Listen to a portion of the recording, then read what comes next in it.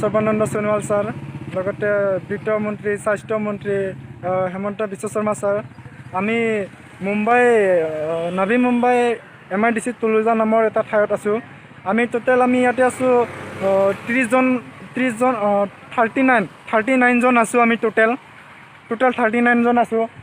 তাতে এতিয়া আমাৰ লকডাউনৰ কাৰণে গোটেই কোম্পানীবিলাক বন্ধ কৰি দিয়া হৈছে। গোটেই কোম্পানীবিলাক বন্ধ কৰি দিছে। এতিয়া খাবলৈ নাই, এতিয়া থাকিবলৈ নাই, এনেকুৱা হৈ আছে। আমাৰ কি কৰিম কি নকৰিম কোনো উপায় নাই ছাৰ। এতিয়া আমি যাবলৈ ওলাইছোঁ আসামত, নিজৰ বাসগৃহত যাব ওলাইছোঁ। তো ছাৰ কিবা আমাক হেল্প কৰক, নহ'লে আৰু আমি আপোনালোকক কৈ মৰি যাব লাগিব। আমাৰ কোনো উপায় নাই, কোনো ৰাহা নাই। তাৰ 30 জন মানুহ আমি অসমত যাব ওলাইছোঁ। এতিয়া কেনেকৈ যাম, কি কৰি যাম, কোনো ৰাহা নাই। তোমালোকে কোনটো ডিষ্ট্ৰিক্টত আছা ক'ব পাৰিবা নেকি? আমি তেজপুৰৰ, মই শোণিতপুৰ ডিষ্ট্ৰিক্টত আছোঁ। আৰু এইফালে ওদালগুৰি ডিষ্ট্ৰিক্ট আছে, দৰং ডিষ্ট্ৰিক্ট, বাক্সাৰ আছে, আৰু ঢেকীয়াজুলি আছে, শোণিতপুৰৰ হয়। আৰু এনেকৈ বহুতখিনি গহপুৰৰ আছে, এনেকৈ আৰু এইটো লখিমপুৰৰ আছে। এনেকৈ বহুতকেইখন 5-6টামান ডিষ্ট্ৰিক্টৰ মানুহ আছে। চবকেইটা বেলেগ বেলেগ আমি একেলগে কাম কৰা আছিলোঁ। তোমালোকে কি প্ৰব্লেম হৈছে? তোমালোকৰ খাৱাৰ প্ৰব্লেম না কিহৰ প্ৰব্লেম? একফালে প্ৰব্লেমটো কৈ দিবা, তেতিয়াহে বুজি পাব। ছাৰ আমি আজি যিমানকেইদিন কাম কৰিলোঁ, আগতে 2-3 মাহ কাম কৰা পইচাবিলাক জমা আছিলে। সেইবিলাক পইচা আমি যেতিয়া লকডাউন হ'ল, লকডাউনতে খাই খতম। আজি 20-21 দিন হৈ গ'ল, আমাৰ কোনো 1 টকা পইচা নোহোৱা হৈ গ'ল এতিয়া হাতত।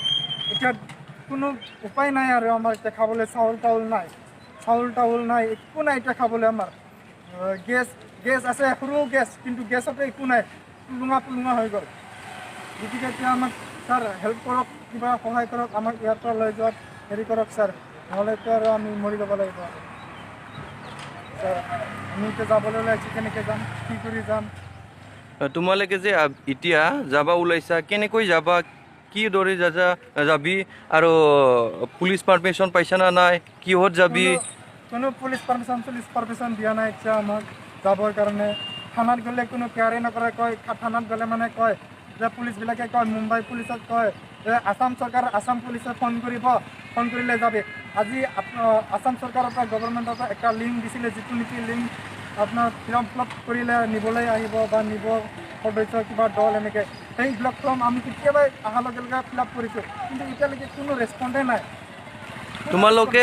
তোমালোকে মহাৰাষ্ট্ৰ গভৰ্ণমেণ্টৰ পৰা কিবা সহায় পাইছা নেকি? নাই, একো সহায় পোৱা নাই।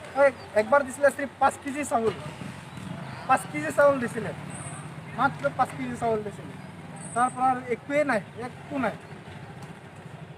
একো নাই। যিটো সময়ত আছিলে আমাৰ অলপ পইচা, কাম কৰি যিটো সময়ত অলপমান আমাৰ 6,000 মান আছিলে, সেইটো সময়তে 5 কেজি চাউল পাইছে।